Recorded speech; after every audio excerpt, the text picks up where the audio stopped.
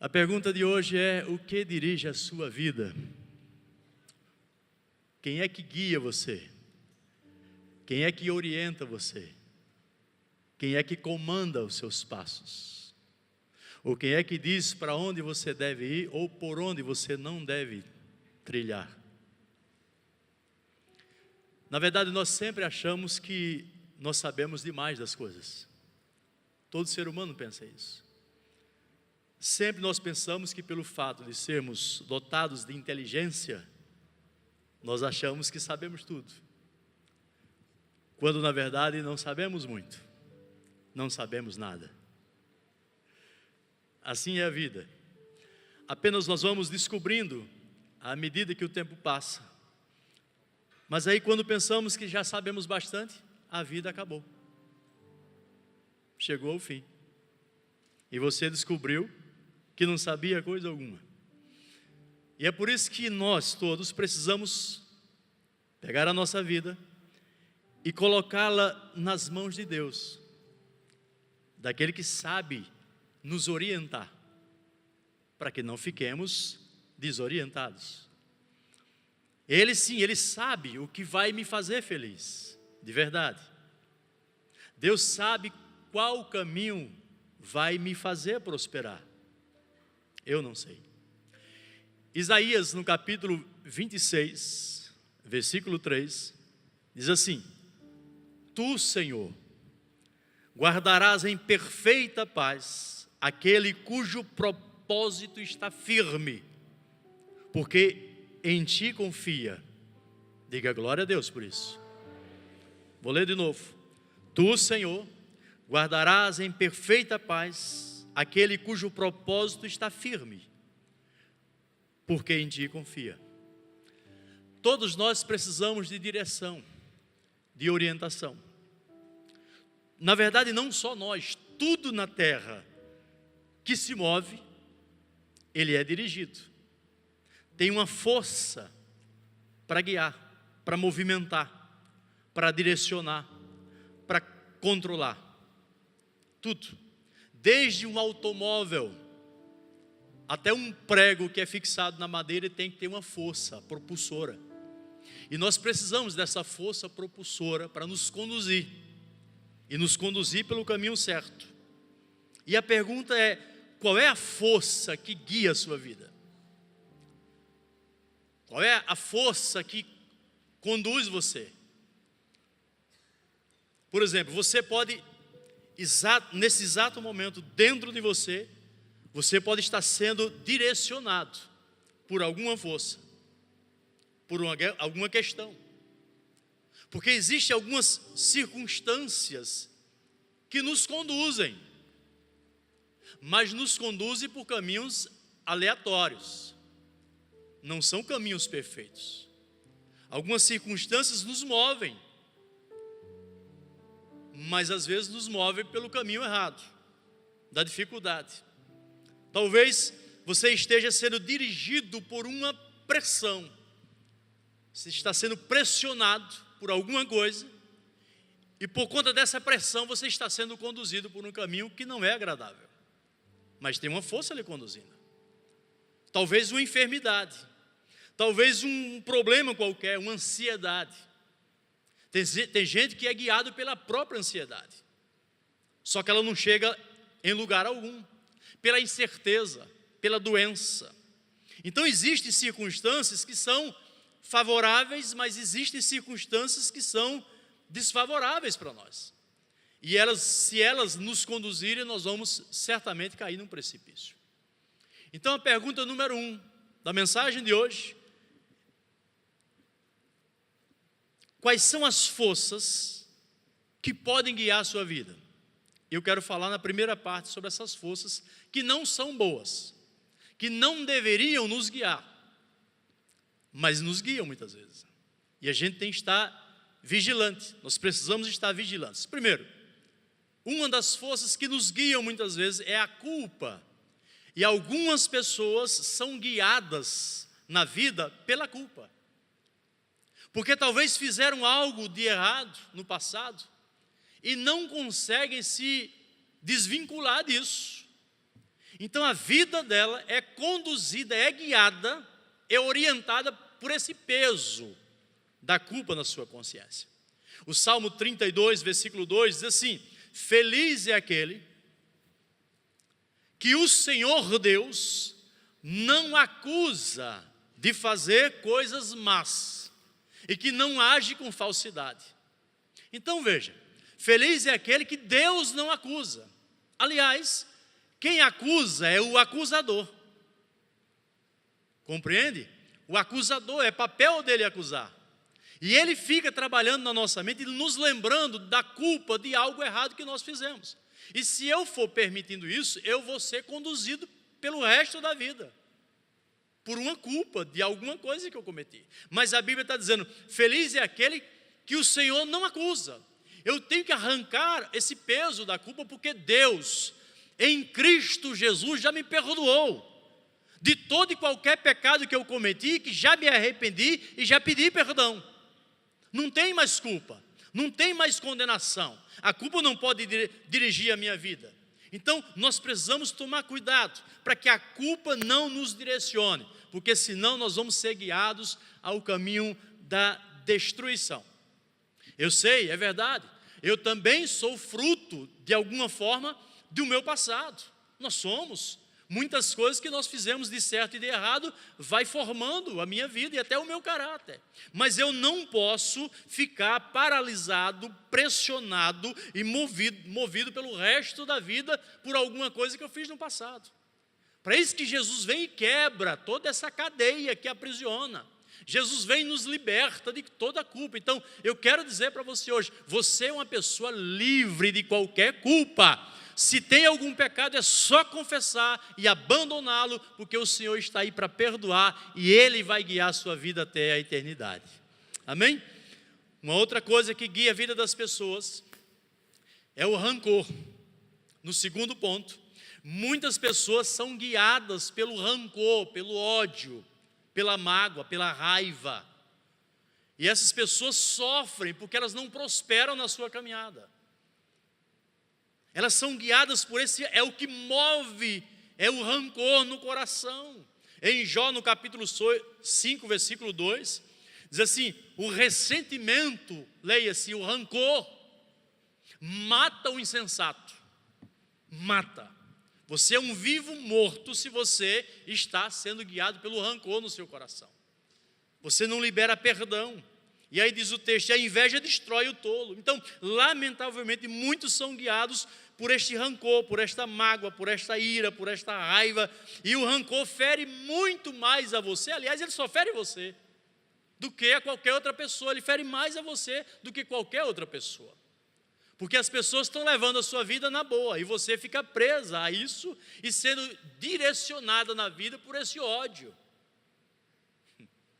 Não deve ser assim. Então, quando você guarda mágoa no coração, guarda rancor no seu coração, é como se o seu corpo se estragasse, como o seu corpo apodrecesse. É um termo forte, mas é verdade. Você guarda aquilo dentro de você, parece que aquilo fica fermentando. Aquilo fica fermentando, e você não consegue olhar para os céus. Você não consegue dar passos de vitória, porque você está sendo dirigido por isso. Você talvez está almejando uma vingança por conta desse rancor. Mas a Bíblia diz que a vingança pertence a Deus. Se eu entreguei a minha vida para Deus, o rancor não pode mais dirigir a minha vida. É Deus que vai dirigir a minha vida. Eu tenho que descartar isso do meu coração. Então, eu sei, eu não posso mudar nada do meu passado. Se eu tive uma raiva, um ódio, alguma coisa, tudo bem. Mas hoje eu preciso tomar uma decisão para que esse rancor e esse ódio, essa mágoa, não venha determinar o meu futuro. Então hoje é noite de libertação aqui. Amém ou não? Noite de libertação. Jesus nos trouxe aqui para a gente não ser dirigido nem pela culpa e nem pelo rancor, pelo ódio, pela mágoa, de forma nenhuma. Porque a pergunta é exatamente essa: o que é que tem dirigido a sua vida? O que é que tem proporcionado velocidade nos seus pés para você andar? Em terceiro lugar, outras pessoas são guiadas, são dirigidas pelo medo. Pessoas que têm medo de tudo. Têm medo de crescer, têm medo de amadurecer, têm medo de casar, têm medo de trabalhar, tem medo de ficar em casa. Tem gente que tem medo de tudo. Tem medo de se arriscar em alguma ação, em algum empreendimento. 1 de João, no capítulo 4, versículo 18, diz: no amor não há espaço para o medo. O amor amadurecido expulsa o medo, considerando que o medo causa uma vida vacilante e cheia de temores, medo da morte, medo do julgamento. Podemos dizer que quem tem medo não está completamente aperfeiçoado no amor. Então preciso me encher de Deus, me encher da presença de Jesus, para que Ele dirija os meus passos, e não o medo da vida. Porque existe o medo bom e o medo ruim. O medo bom é aquele que me dá segurança. Isso é um medo plausível, é um medo bom. É o medo que não me deixa andar à beira de um precipício, por exemplo. O medo bom é aquele que não me deixa brincar com fogo, porque certamente eu vou me queimar. Isso é o medo bom. Esse medo bom, ele não permite que eu brinque com um animal feroz, tipo uma jararaca, né? Um crocodilo. Dá medo. Alguns até dá barata, né? Dá medo. Se bem que a barata não mata ninguém. Então esse é o medo bom.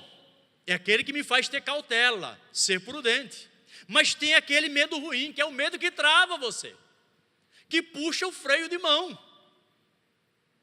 Esse medo não dá para você ser direcionado por ele, senão você não avança. E se sabe, tem muitas pessoas que têm medo de viver, tem medo de mudar de emprego, tem medo de mudar na cidade, tem medo de casar. Quando casa tem medo de separar. Amém, glória a Deus. Tenha medo de separar mesmo. Aí pode ter medo, não pode separar. Mas não deixa que o medo dirija você, guie você, de forma nenhuma. Então cuidado para que o medo não roube os seus melhores sonhos. Tem gente que parou de sonhar, porque sonhou, sofreu algumas frustrações e agora tem medo de sonhar. Ele está dormindo com um olho fechado e outro aberto, para não sonhar. Não, você não pode ter esse medo, não pode dirigir você. Se não deu certo uma vez, 2 vezes, 10 vezes, pode dar na 100ª vez. Vai tentando, vai orando, vai buscando a Deus. Não pode ter medo, senão você não avança de forma alguma. Mas tem outras pessoas que são guiadas, em quarto lugar, pelo materialismo. O que dirige a vida das pessoas é o materialismo. Coisas, posses, bens, patrimônios, grana. Pronto, tem pessoas que são dirigidas por isso. Não é aconselhável. A Bíblia não nos orienta desta forma. Mateus, no capítulo 6, versículo 24, está escrito assim: vocês não podem adorar ou agradar a 2 deuses ao mesmo tempo. Nem que eu queira, não pode. Jesus falou, não dá certo. Amando um Deus, acabarão odiando a outro. A adoração a um alimenta o desprezo pelo outro. Um anula o outro. Vocês não podem adorar a Deus e ao dinheiro, ou mamon, ou no aramaico mamona. Mamona assassina. Vai lhe matar. A mamona em excesso, ou o amor à mamona assassina, ele pode lhe matar. Então não se apegue ao materialismo, porque senão o materialismo vai dirigir os seus passos e a sua vida. E é ruína o caminho que ele conduz. É perigoso demais. Então lembre-se, você jamais será mais feliz por ter mais. Quando eu tiver muito, aí eu vou ser muito feliz. Não, você vai ter um monte de problemas. Um monte de problemas. Não imagine que você vai ser mais feliz quando você for mais importante. Porque temos tantas pessoas importantes que dariam qualquer coisa para ter um dia de sossego sem alguém pedindo um autógrafo. E não consegue mais ter sossego. E não consegue dirigir a sua vida em paz, conduzir a sua vida em paz. Porque ele tem tanto, ele se tornou tão importante que agora ninguém dá sossego para ele. Então isso é uma ilusão. O materialismo traz essa ilusão, essa falsa ilusão.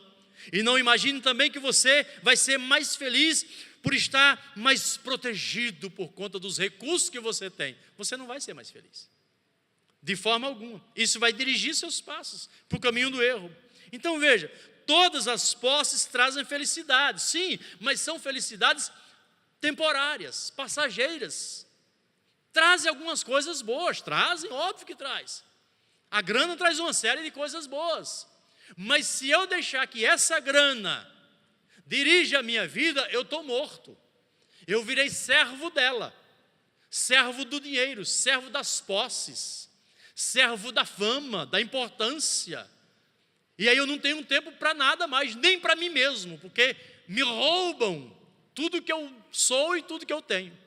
E muito menos tempo para Deus.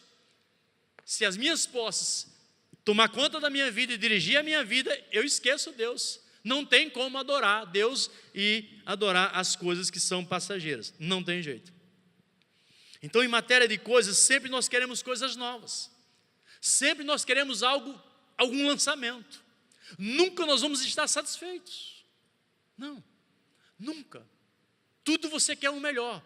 Todo dia lança um produto novo. E o pior é que o mercado, o comércio, os fabricantes descobriram isso faz tempo. Faz tempo. E todo dia lança uma coisa, todo dia lança uma coisa. A gente querendo ser feliz, materialismo, a gente querendo ser feliz, mais feliz, porque o meu irmão, o amigo, o vizinho tem, e eu não tenho ainda. Eu tenho que ter. Por que você tem que ter?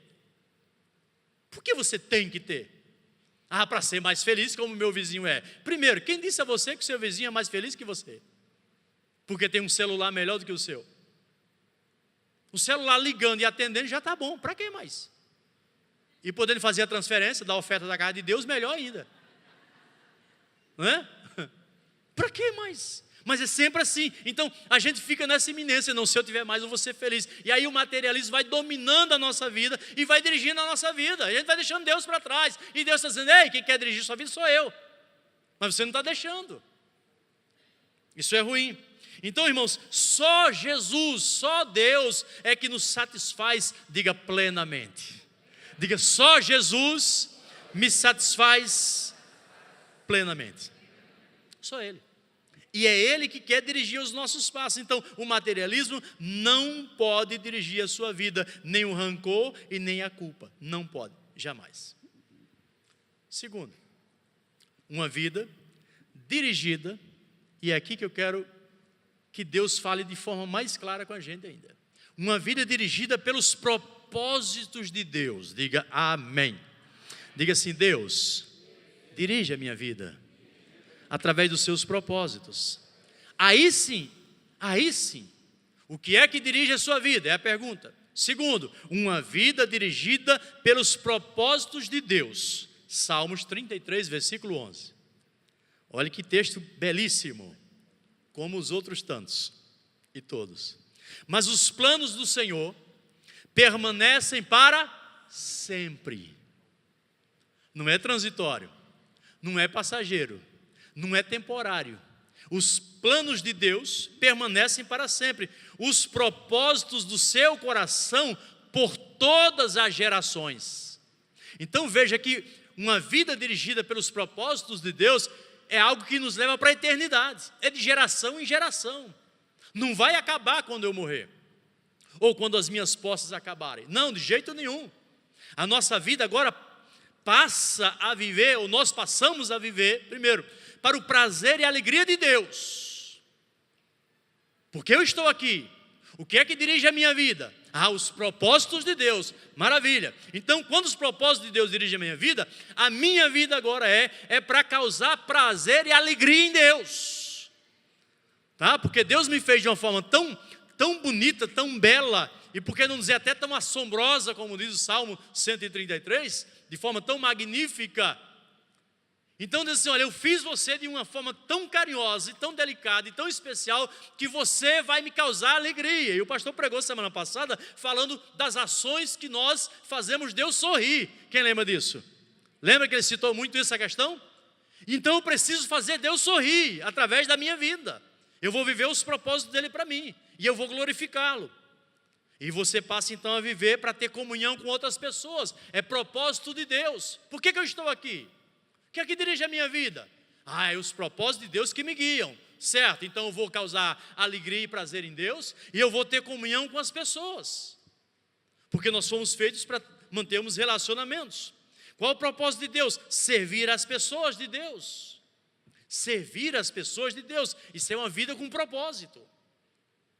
Se a gente não serve, irmão, as pessoas, a gente não serve. Captou, não?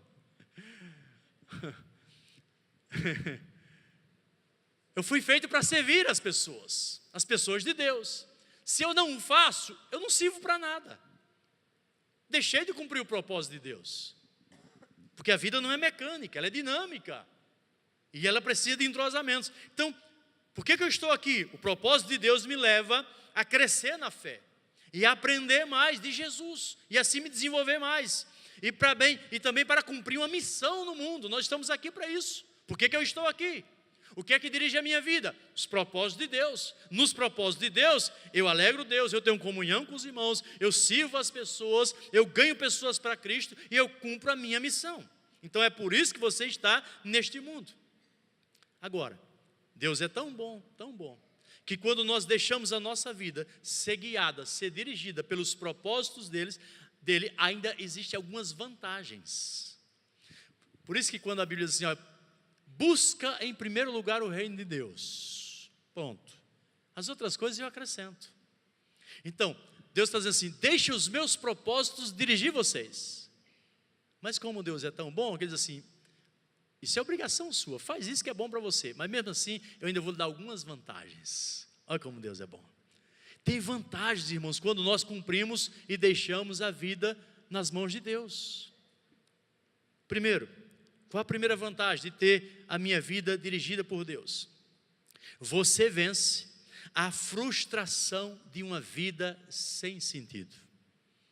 Quando eu vivo guiado pelos propósitos de Deus, a vantagem é essa. Eu venço a frustração de uma vida sem sentido, porque até então a minha vida não tinha sentido. É acordar cedo, trabalhar, parar para almoçar, toma um banho, corre, trabalha, à noite vai para a faculdade, chega à meia-noite, descansa, aí acorda cedo, e quando você para fazer uma conta rápida, você diz assim, o que é que eu estou fazendo na minha vida? Não faz sentido. Mas quando você busca o propósito de Deus, quando você deixa esse propósito lhe dirigir, lhe orientar, então você vence essa frustração. Você vai fazer talvez as mesmas coisas, as mesmas ações, mas você vai levantar ou chegar em casa à noite ou sair pela manhã e vai dizer assim, louvado seja Deus, é mais um dia, eu e o Senhor, e nós vamos cumprir esse propósito junto. Aí tem o sentido de viver,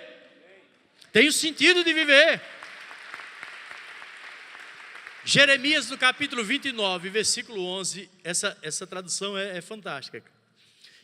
Eu sei o que estou fazendo, já planejei tudo, Deus dizendo, e o plano agora é cuidar de vocês.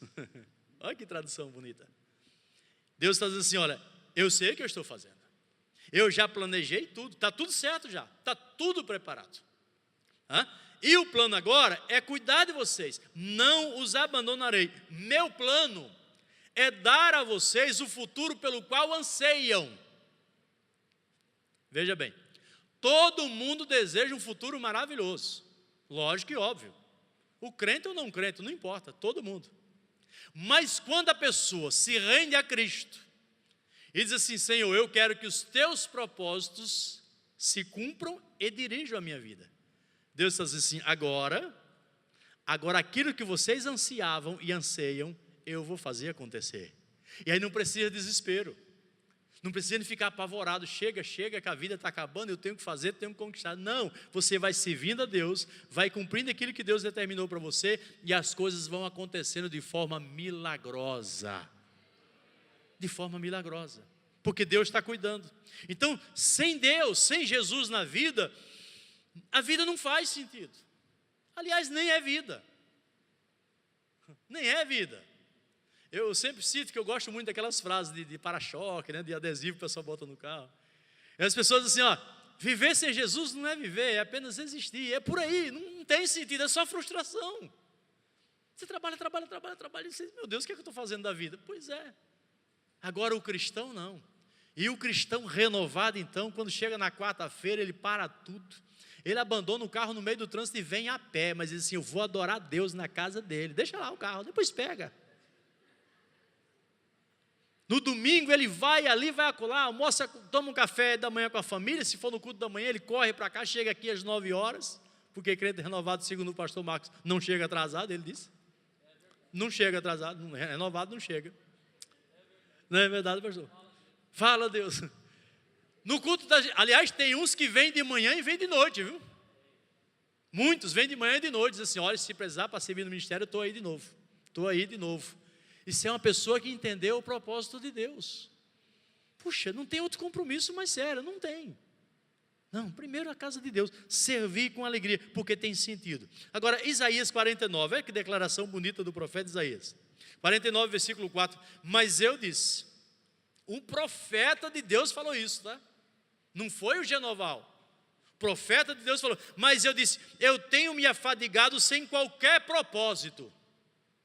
Acho que ele diz assim, puxa vida, eu estou trabalhando para Dedéu, mas está sem propósito o negócio. Eu tenho gastado minha força em vão e para nada. Talvez você já se sentiu assim. Talvez você se sentiu assim hoje. Você diz, puxa vida, estou fazendo nada da vida. Ele diz assim, contudo, ou mas, contudo, o que me é devido está na mão do pronto. O que é seu está na mão de Deus. Pronto. O que é seu está na mão de Deus. Cumpra os propósitos dele. Deixe os propósitos de Deus dirigir sua vida, e não aquilo que nós citamos no início. E aí você vai ver que aquilo que está na mão de Deus, como Deus não precisa de nada, Ele pega e dá para você. Está aí. Então o profeta entendeu isso, até agora eu trabalhei em vão. Mas o que me é devido está na mão do Senhor, e a minha recompensa está com o meu Deus. Aleluia. Quer ver uma outra recompensa? Uma outra vantagem?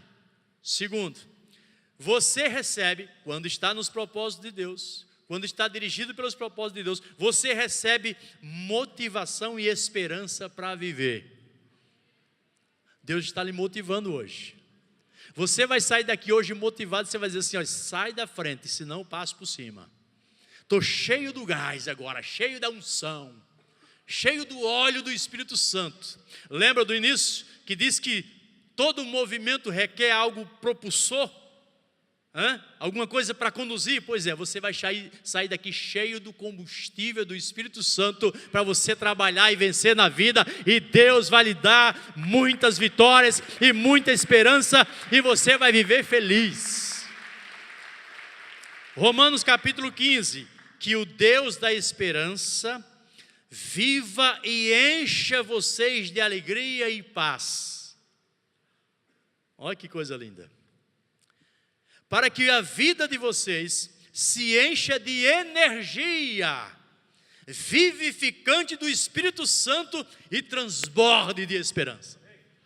Aleluia! Aleluia! Eu preciso dessa energia.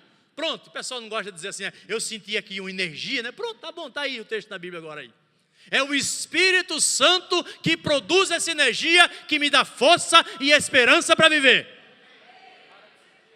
Espírito Santo, não sou eu, não é aquilo que eu tenho, não são as coisas materiais, não, é o Espírito Santo que me dá essa motivação, o Espírito vivificante de Jesus que está em mim. Então, uma das piores características de uma vida vazia de Deus é a falta de esperança. As pessoas estão vivendo em desespero ou desesperança. Nós não, nós sabemos que o que nos aguarda é melhor do que aquilo que já veio. Sim ou não?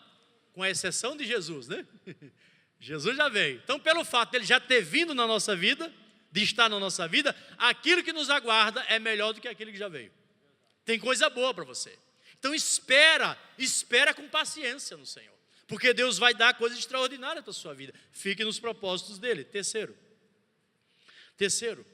quando você é dirigido e guiado pelos propósitos de Deus, você recebe a paz de Deus.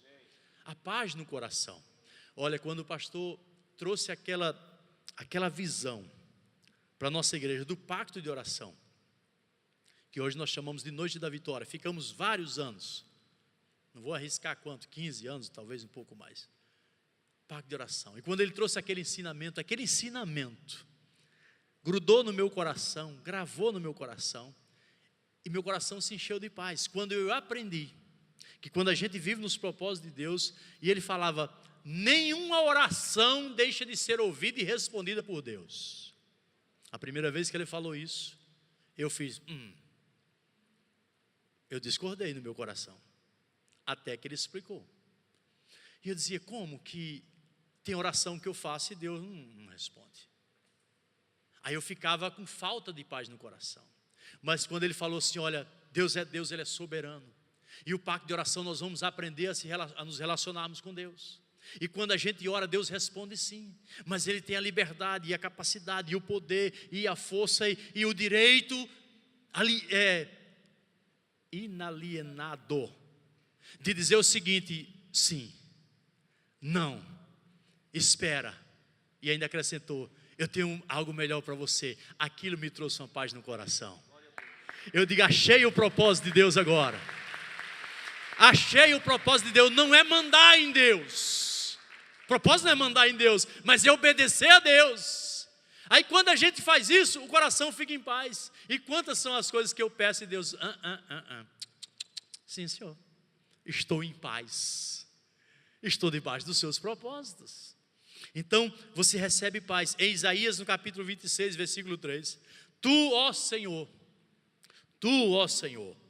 dás paz e prosperidade às pessoas que têm uma fé firme. É o mesmo texto lá do início, numa outra versão, numa outra tradução na linguagem de hoje.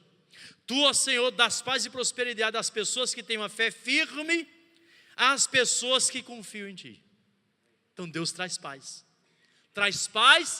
e prosperidade. O que é prosperidade para você? Ficar rico? Você está entendendo errado. Talvez você nunca seja próspero se você continuar pensando assim.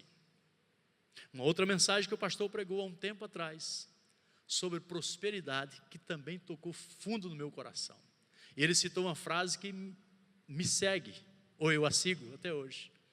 Ele disse assim, a prosperidade não se mede pela quantidade de grana que você tem no bolso, mas pelo contentamento que você tem com aquilo que Deus já lhe deu. Puxa vida, uau, aquilo me trouxe uma paz no coração, e eu disse, eu sou o homem mais rico do mundo, sou rico de Deus, rico da graça de Deus, estou nos propósitos de Deus.